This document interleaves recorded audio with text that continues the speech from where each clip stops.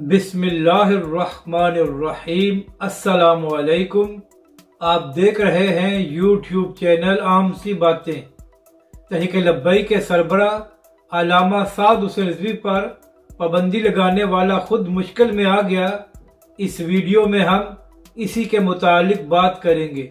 नाज़रीन कराम, चंद दिन पहले एक नोटिफिकेशन सामने आया था जिसके मुताबिक अल्लामा साद हुसैन रिजवी पर पाबंदी लगा दी गई थी कि वो मुहर्रम के महीने में हाफिजाबाद में दाखिल नहीं हो सकते, और इस किस्म की तमाम पाबंदियाँ वजारत दाखिला की तरफ से लगाई जाती हैं और इस वक्त वज़ीर दाखिला राना सनाउल्लाह साहब हैं। तो नाज़रीन कराम, जिस शख्स की वजह से अल्लामा साद हुसैन रिजवी पर पाबंदी लगी है वो बहुत जल्द खुद मुश्किल में आने वाला है। इस वक्त पंजाब में PTI की हुकूमत है और वज़ीर आला परवेज़ इलाही साहब बन चुके हैं।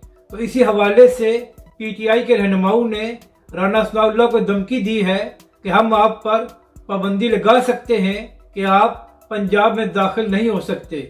और दूसरी जानब मुनीस इलाही साहब ने यह भी बयान दिया है कि राना सनाउल्लाह साहब बहुत जल्द मॉडल टाउन के केस की भी तहकीकात शुरू हो जाएंगी और उसको भी मुकम्मल किया जाएगा। और नाज़रीन कराम, यहाँ पर अहम बात यह है कि मिनहाजुल कुरान और लवाहिकीन की तरफ से शहबाज शरीफ और राना सनाउल्लाह दोनों को नामजद किया गया है कि इन दोनों की वजह से हमारे खिलाफ कार्रवाई की गई थी। यानी कि चंद दिन पहले जिस शख्स ने तहरीक लब्बैक के सरबराह पर पाबंदी लगवाई थी अब खुद मुश्किल में आने वाला है।